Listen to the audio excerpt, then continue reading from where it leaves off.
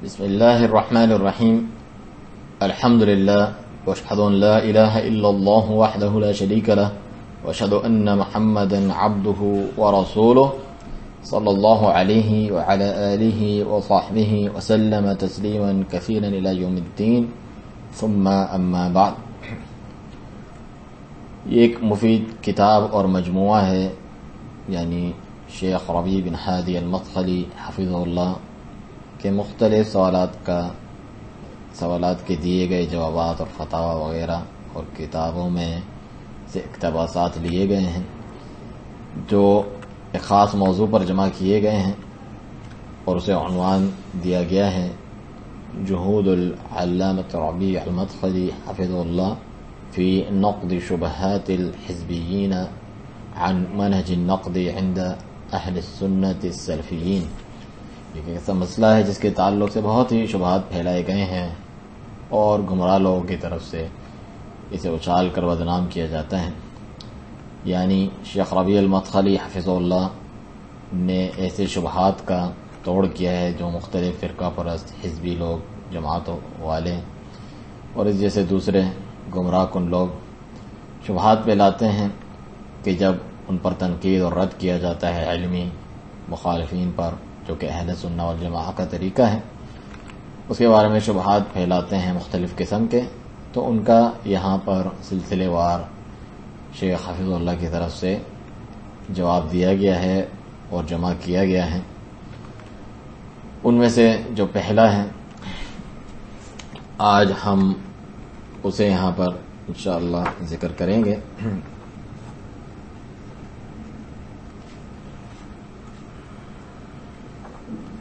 اور وہ ہے کہ الجرح والتعدیل انتہا بعصر الروایہ، کہ جو جرح تعدیل کا معاملہ ہے، یہ جو احادیث کی روایت کی جاتی تھی ان کے راویان پر جرح و تعدیل ہوتی تھی، اس کے ساتھ ہی ختم ہو چکا ہے. آج ہم یہ مختلف بدعتیوں اور حزبیوں پر رد اور تنقید اور جرح نہیں کر سکتے. فرماتے ہیں کہ اہل تحزب حزبیوں اور اہل بدعت کے بہت سے شبہات ہیں جو اہل سنت کے باب جرح و تعدیل اور مخالفین پر رد کے تعلق سے وارد کرتے رہتے ہیں، جس سے ان کی غرض و غایت یہ ہے کہ اہل سنت کے یہاں جو منہج نقد ہے اسے نرم اور موم بنا دیا جائے اور اپنے بڑوں اور چہیتی شخصیات کو جرح سے بچا لیا جائے. انہی شبہات میں سے یہ ہے کہ جرح تعدیل زمانہ روایت کے بعد سے ختم ہو چکا ہے. تو علامہ ربیع المدخلی حفظہ اللہ اس شبہ کا ازالہ کرتے ہوئے فرماتے ہیں، امام السبکی نے امام الذہبی رحمہم اللہ پر نکیر فرمائی اس بات پر کہ انہوں نے ایسی کتاب جسے وہ راویوں کے بارے میں خاص سمجھتے تھے، اس میں بعض ان اہل بدعت کا ذکر کیا جرح کی جن کا روایت سے کوئی تعلق نہیں، لہذا اگر وہ اسے کسی دوسری کتاب میں ذکر کرتے ہیں تو انہیں کوئی موقع نہ ملتا اعتراض کرنے کا اور وہ اعتراض کرنے سے باز رہتے ہیں. لیکن صد افسوس ان لوگوں کا حال یہ ہے کہ جرح تعدیل کو روایت اور راویوں کے ساتھ خاص سمجھتے ہیں، جو کہ اللہ کی قسم ایک آفت ہے، اور ان میں سے بعض سمجھتے ہیں کہ بلا شبہ زمانہ روایت کے ساتھ ہی جرح کا خاتمہ ہو چکا ہے اور یہ ایک آفت ہے. ایک دوسرے مقام پر آپ حفظ اللہ فرماتے ہیں کہ جرح تعدیل کا باب قائم ہے اور کھلا رہے گا جب تک اہل حق و اہل باطل اور اہل ہدایت اور اہل ضلالت گمراہ لوگ موجود ہیں. یہ جنگ جاری رہے گی. طائفہ منصورہ اور ان گمراہوں کے درمیان جو ان کی مخالفت کرتے ہیں اور انہیں چھوڑتے ہیں. رسول اللہ صلی اللہ علیہ وسلم نے فرمایا، لا تزال طائفۃ من امتی علی الحق ظاہرین، میری امت کا ایک گروہ ہمیشہ حق پر قائم رہے گا.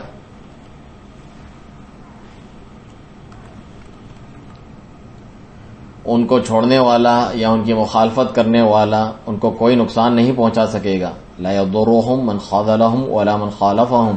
حتی یأتی امر اللہ، یہاں تک کہ اللہ کا امر یعنی قیامت، قرب قیامت آ جائیں. اور جو یہ کہتا ہے کہ جرح تعدیل کا باب ختم ہو چکا ہے تو بہت بڑی غلطی میں مبتلا ہے، کیونکہ آج تک اہل سنت کے قلم رافض، خوارج، معتزلہ، صوفیہ، اشاعرہ اور گمراہ احزاب و جماعتوں جیسے اہل بدعت پر نقد کرتے اور ان کا حال بیان کرتے چلے آ رہے ہیں اور ان کی بدعات اور گمراہیوں کو بیان کرتے چلے آ رہے ہیں. شیخ الاسلام امام ابن تیمیہ رحمہ اللہ ان اصناف کا ذکر کرنے کے بعد فرماتے ہیں کہ جن کے بارے میں کلام کرنا جائز ہے اور یہ غیبت شمار نہیں ہوگا. آپ اپنے مجموع الفتاوی میں فرماتے ہیں جیسا کہ ائمہ بدعت ہوتے ہیں ان لوگوں میں سے جن کے مقالات و اقوال کتاب و سنت کے مخالف ہیں یا ان کے عبارات کتاب و سنت کے مخالف ہیں، تو بے شک ان کا حال بیان کرنا اور امت کو ان سے خبردار کرنا مسلمانوں کے اتفاق کے مطابق واجب ہے. یہاں تک کہ امام احمد بن حنبل رحمہ اللہ سے کہا گیا ایک شخص نفلی روزے رکھتا ہے اور نماز پڑھتا ہے اور اعتکاف کرتا ہے، کیا وہ آپ کو زیادہ محبوب ہے یا جو شخص اہل بدعت کے خلاف بات کرتا ہے وہ؟ فرمایا اگر وہ قیام کرتا، نماز پڑھتا اور اعتکاف کرتا ہے تو اپنی ذات کے لیے کرتا ہے، جبکہ جو اہل بدعت کے خلاف بات کرتا ہے تو وہ سب مسلمانوں کی خاطر ہے، یہ زیادہ افضل ہے. لہذا یہاں وضاحت فرمائی کہ اس کا نفع تمام مسلمانوں کے دین کے لیے عام ہے اور یہ جہاد فی سبیل اللہ کی جنس میں سے ہے، کیونکہ اللہ کی راہ، اس کے دین، منہج و شریعت کو پاک کرنا اور ان لوگوں کی اس کے خلاف زیادتی اور سرکشی کو رفع دفع کرنا مسلمانوں کے اتفاق کے مطابق فرض کفایہ ہے. اور اگر اللہ تعالی ان کے ضرر اور نقصان کو دفع کرنے کے لیے کسی کو کھڑا نہ فرمائے تو دین میں فساد و بگاڑ پیدا ہو جائے، اور یہ فساد اس سے کئی بڑھ کر ہوگا جو اہل حرب دشمنوں کا قبضہ ہو جانے کی صورت میں ہوتا ہے. کیونکہ اگر ان لوگوں کا غلبہ ہو بھی جائے تو وہ دلوں کو اور جو دین اس میں ہے اسے بگاڑ نہیں سکتے، الا یہ کہ کئی عرصہ بیت جانے کے بعد اس کے نتیجے میں کچھ نہ کچھ بگاڑ آنے لگے. لیکن جو اہل بدعت ہیں یہ تو ابتداءً ہی دلوں کو بگاڑ کر رکھ دیتے ہیں. اور یہ بھی فرمایا آپ نے نقد المنطق کتاب میں امام ابن تیمیہ رحمہ اللہ نے، اور اہل بدعت پر رد کرنے والا تو مجاہد ہے. یہاں تک کہ امام یحییٰ بن یحییٰ رحمہ اللہ فرمایا کرتے تھے سنت کا دفاع افضل ترین جہاد ہے. آگے نقل فرماتے ہیں کہ حافظ ابن القیم رحمہ اللہ فرماتے ہیں اور آپ اگر غور کریں قرامطہ، ملاحدہ، فلاسفہ، رافضہ، قدریہ و جہمیہ اور جو ان کی راہ پر چلنے والے مقلدین ہیں ان کی کسی حکم اور دلیل میں جو تعویلات ہیں تو آپ پائیں گے کہ جو اخبار ہیں اللہ تعالیٰ اور اس کے رسول صلی اللہ علیہ وسلم کی طرف سے اپنے مضمون کے اعتبار سے صرف وہ اس پر اقتصار نہیں کرتے کہ ان سے متعلق اخبار بیان کریں، ان موضوع اور مصنوعی من گھڑت احادیث کے ذریعے جنہیں وضع کرنے والوں کے ہاتھوں نے اور جھوٹے کی زبانوں نے گڑھا ہے. بس ایک نے ان میں الفاظ کے اضافے کر کے ڈال دیے تو دوسرے نے کلام میں وہ معانی شامل کر دیے جو ان کے اپنے ایجاد کردہ تھے. بس کیا ہی آزمائش ہے کتاب و سنت کی ان دو فریقوں کے مابین. کوئی نازل ہونے والی مصیبت نازل نہیں ہوئی اسلام پر مگر انہی دو گروہوں کی وجہ سے. بس یہ دونوں اسلام کے دشمنان ہیں اور اس کے خلاف سازشیں رچانے والے ہیں اور صراط مستقیم سے دور ہیں اور سیدھی راہ چھوڑ کر ٹیڑھی راہوں پر چلنے والے ہیں. آگے چل کے فرماتے ہیں یہاں تک فرمایا آپ نے کہ پس ایسے لوگوں کا پردہ چاک کرنا، ان کا بھانڈا پھوڑنا، ان کے قواعد کا بگاڑ ثابت کرنا افضل ترین جہاد فی سبیل اللہ ہے.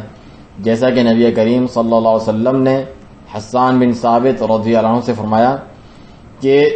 بے شک روح القدس تمہارے ساتھ ہیں جب تک تم ان کے رسول کا دفاع کرتے ہو.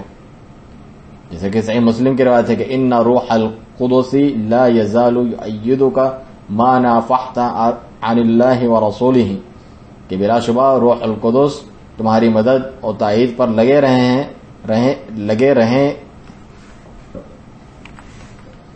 رہیں گے جب تک تم اللہ تعالیٰ اور اس کے رسول صلی اللہ علیہ وسلم کا دفاع کرتے رہو گے. عائشہ رضی اللہ عنہ سے یہ روایت ہے.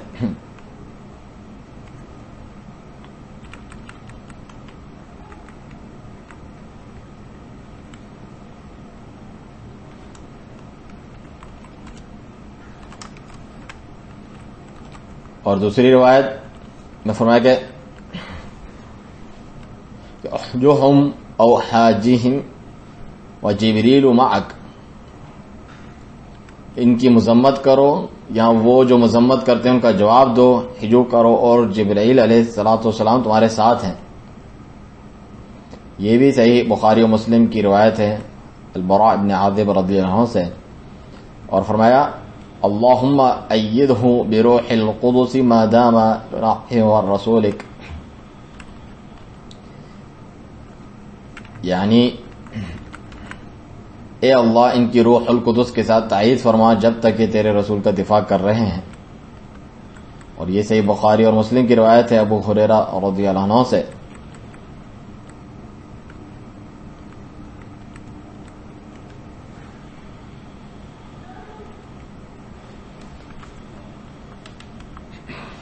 اور آپ رضی اللہ عنہ کی ان مشرکین کے خلاف مذمتی کلمات کے بارے میں فرمایا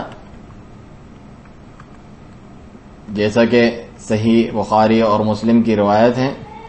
کہ والذی نفسی بیدی، اس ذات کی قسم جس کے ہاتھ میں میری جان ہے، لہو اشد فیہم من النبل، کہ جس کے ہاتھ میں میری جان ہے یقیناً ان پر تمہارے شیر تیر و نشتر سے بڑھ کر سخت ہیں. اور آخر تک جو آپ نے فرمایا امام ابن القیم نے الصواعق المرسلہ میں. اور حافظ ابن القیم رحمہ اللہ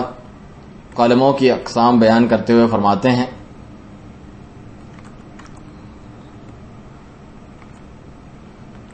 بارہواں قلم جو ایک جامع قلم ہے، اور یہ قلم باطل پرستوں پر رد کرنے، اہل حق کی سنت کو رفعت دینے، اور مختلف انواع و اجناس کے باطل پرستوں کے اباطیل یعنی باطلوں کی نقاب کشائی کرنے کے لیے ہے، اور ان کے تضادات و حرزہ سرائیوں کا بیان، اور ان کا حق سے خارج ہونے اور باطل میں داخل ہونے کو بیان کرنے کے لیے ہیں. اور اس قلم کی دیگر تمام قلموں کے درمیان مثال ایسی ہے جیسے لوگوں میں بادشاہوں کی، اور اس کے اہل قلم وہ ہیں جو اہل حجت ہیں، جو اس کی نصرت کرنے والے ہیں، جو کچھ انبیاء رسول علیہ الصلوۃ والسلام لے کر آئے ان کے دشمنوں سے لڑنے والے ہیں. یہ وہ لوگ ہیں جو اللہ تعالیٰ کی طرف حکمت اور موعظہ حسنہ کے ساتھ دعوت دیتے ہیں، اور جو اس کی راہ سے نکلنے والے ہوتے ہیں ان سے مختلف انواع کے جدال کے ساتھ جدال کرتے ہیں. اور اس قلم والے ہر باطل پرست کے خلاف کھلی جنگ ہے اور ہر مخالف رسول کے دشمن ہیں. لہذا یہ ایک طرف اور دیگر تمام قلموں والے ایک طرف. التبیان فی اقسام القرآن میں یہ بات ذکر کی. اور کلام نقل کرنا تو بہت طویل ہو جائے گا. شیخ ربیع فرماتے ہیں اگر ہم ان ائمہ سنت کا بیان شروع کر دیں جو اہل بدعت سے خبردار کیا کرتے تھے ہر سطح پر، خواہ افراد ہوں یا جماعتیں، میں انہی جو ہے مندرجہ ذیل پر اکتفا کرتا ہوں جو آپ کے سامنے مذکور کیے، ساتھ میں جو پہلے بیان کیے انہیں بھی ان میں شامل کر لیجئے. یہ دیکھیے امام احمد رحمہ اللہ ہے، وہ اہل بدعت کی ایک اچھی خاصی تعداد سے تعین کے ساتھ خبردار کرتے ہیں، ان کی بدعت کا باقاعدہ تعین کر کے بیان کرتے ہیں. چنانچہ آپ نے احمد بن رباح، ابن القلنجی، شعیب بن سہل، احواز کے قاضی محمد بن منصور، علی بن الجعد سے تحذیر کی اور آخر الذکر کا رجوع بھی نقل کیا. اسی طرح الفتح ابن سہل سے تحذیر کی کیونکہ یہ جہمی تھے، اور آپ سے ابن الثلجی کے متعلق پوچھا گیا تو فرمایا بدعتی صاحب ہوا ہے. اسی طرح آپ کا کلام المریزی، المحاصبی، القرابیسی پر بھی معلوم و معروف ہے.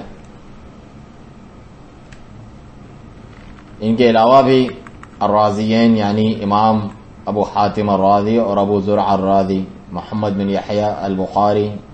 ابی داؤد اور بیسیوں ائمہ سنت رحمہم اللہ کا اہل بدعت پر کلام معروف ہے، اور بہت سے ائمہ حدیث و سنت کی اہل بدعت پر مخصوص تالیفات بھی ہیں جن میں سے امام ابن ابی حاتم ہیں اور عبداللہ بن احمد الخلال اللالکئی ابن بطہ اور ابو القاسم الاصفہانی رحمہ اللہ ہیں۔ پھر ان کے بعد بہت سے ائمہ حنابلہ کا بھی، جن میں سے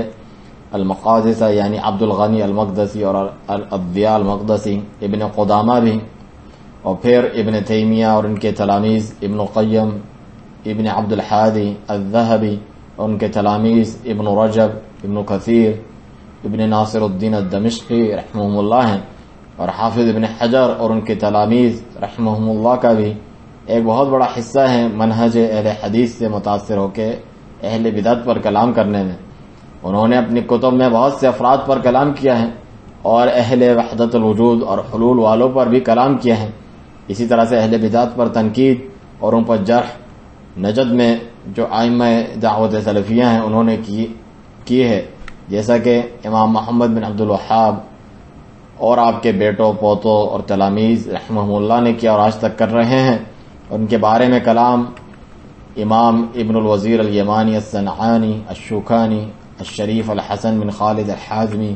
صدیق حسن خان اور ہندوستان کے اہل حدیثوں رحمہم اللہ نے کیا ہے، اور یہ سب کتاب و سنت اور صحابہ کرام رضی اللہ عنہم اور جنہوں نے اچھے طور پر ان کی پیروی کی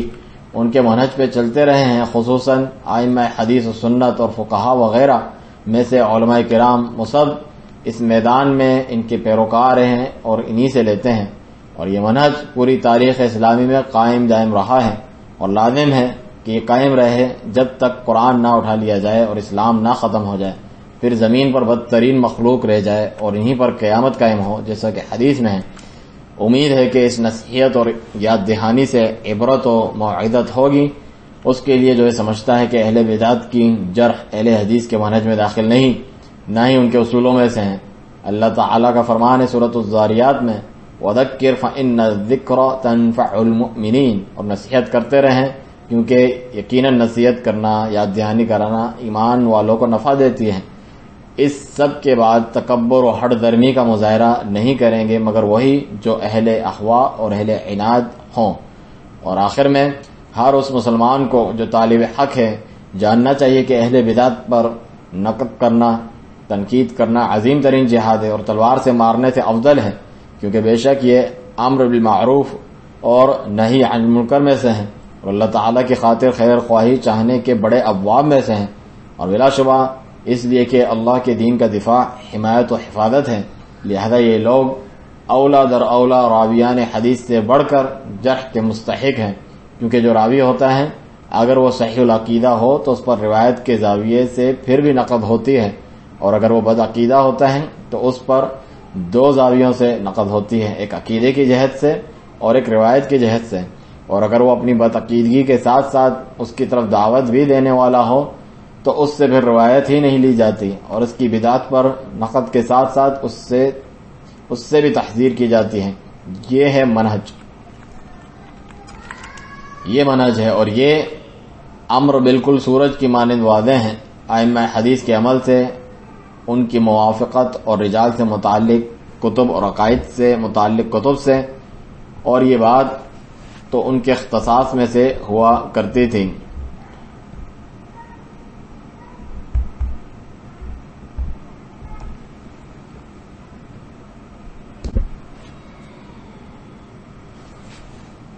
اور شیخ ربیع حفظہ اللہ سے پوچھا گیا دوسرے مقام پہ کہ بعض علماء کرام بیان کرتے ہیں کہ بلا شبہ جرح و تعدیل کا علم زمانہ روایت کے ساتھ خاص تھا، لیکن آج سن 1420 ہجری میں کوئی ایسا علم نہیں جسے جرح و تعدیل کا نام دیا جاتا ہو۔ اس بارے میں صواب قول کیا ہے؟ آپ اس کے جواب میں فرماتے ہیں، بات تو واللہ بیک وقت مضحکہ خیز اور آنسو بہانے کے لائق ہے کہ اس طرح کا کلام کیا جائے، کیونکہ جس قدر بدعات و الحاد، ملحدین، سیکولر، کمیونسٹ، روافض، صوفیہ اور گمراہ احزاب و جماعتیں باکثرت پائی جاتی ہیں تو اسلام ہی رک جائے اور انہیں بالکل آزاد مطلق العنان چھوڑ دیا جائے کہ جیسے چاہیں مزے سے دندناتے پھریں اور جو چاہیں کہتے جائیں۔ کوئی نہ ہو جو ان سے کہے یہ غلط ہے یا یہ منکر ہے، کوئی نہ کہے کہ مفسد ہے اور یہ مصلح ہے۔ یہ تو بالکل ضیاء ہے اور اللہ کے دین میں عدم فقہ ہے۔ سلف نے تو عقائد پر کتابیں لکھی ہیں جن میں اہل بدعت و ضلالت پر نقد کیا ہے، اور ان کے افراد اور جماعتوں کے نام تک لیے ہیں، تو کیا یہ سب بھی اب ختم ہو گیا ہے؟ کیا ہم یہ کہتے ہیں کہ سلف کے دور میں جو بدعتی تھے ان سے مناقشہ ہوتا اور ان کی گمراہیاں واضح کی جاتی، لیکن آج یہ جائز نہیں، حرام ہے؟ آج اہل بدعت پر کلام کرنا حرام ہے، اسی طرح سے لا دینوں پر کلام بھی حرام ہے، زندیقوں پر بھی حرام ہے، روافض پر بھی حرام ہے، اور صوفیہ پر بھی حرام ہے؟ ماشاءاللہ، یہ تو وحدت ادیان کی دعوت ہے یا پھر کیا ہے؟ ہم اللہ تعالیٰ سے بخشش طلب کرتے ہیں اور معافی کے خواستگار ہیں، یہ تو گمراہی ہے۔ واجب ہے کہ جرح تعدیل باقی رہیں، جس کے ذریعے سے اللہ کے دین اور سنت رسول اللہ صلی اللہ علیہ وسلم کا تا قیامت دفاع کیا جاتا ہے، اور اس سے بھی بڑھ کر تلواریں تک اٹھائی جائیں اللہ تعالیٰ کے کلمے کی سربلندی اور کفر و باطل کی سرکوبی کے لیے۔ اور سلف کہتے تھے بلا شبہ سنت کا دفاع تلوار کی مار جہاد سے افضل ہے، بس سنت کا دفاع جرح تعدیل کے ذریعے ہی کیا جاتا ہے، جرح تعدیل تا قیامت باقی رہے گا۔ اب لوگ چاہتے ہیں کہ اس عالم سے استفادہ حاصل کریں فلاں سے، تو ہم کہیں گے یہ عالم فاضل ہے اور سنت پر قائم ہے، اس کا تزکیہ بیان کریں گے بارک اللہ فیک، اور اس کے برعکس کہیں گے یہ عالم رافضی ہے، یہ صوفی ہے جو وحدت الوجود کا قائل ہے، یہ سیکولر ہے، کمیونسٹ ہے، جس نے اسلام کا لبادہ اوڑھا ہوا ہے، اور یہ ہیں اور وہ ہے۔ آپ پر واجب ہے کہ وضاحت کریں، یہ بات واجب ہے، اور یہ جہاد میں سے جو کبھی منقطع نہیں ہوگا، اور نہ ہی یہ راویوں کے تعلق سے خاص ہے۔ اور جب امام الترمذی رحمہ اللہ نے اپنی کتاب العلل میں ذکر کیا، جو کہ آپ کی سنن کی سب سے آخری کتاب ہے، تو فرمایا یہ علم جرح کی وجہ سے لوگ علماء حدیث پر نکیر کرتے ہیں، اور فرمایا حالانکہ فلاں نے جرح کی، فلاں نے معبد الجحنی پر جرح کی، اور فلاں نے جابر الجعفی پر جرح کی، بس آپ نے اہل بدعت سے اس کا آغاز فرمایا۔ کیونکہ ان پر ان کی بدعات کی وجہ سے تنقید کی جاتی ہے، نہ کہ صرف اس لیے کہ وہ راوی ہیں۔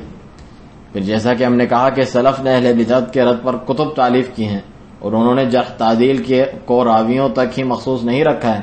اس قسم کا کوئی بدعتی کبھی بھی حدیث والوں میں سے نہیں ہو سکتا، جیسے معتزلی، جہمی، مرجئی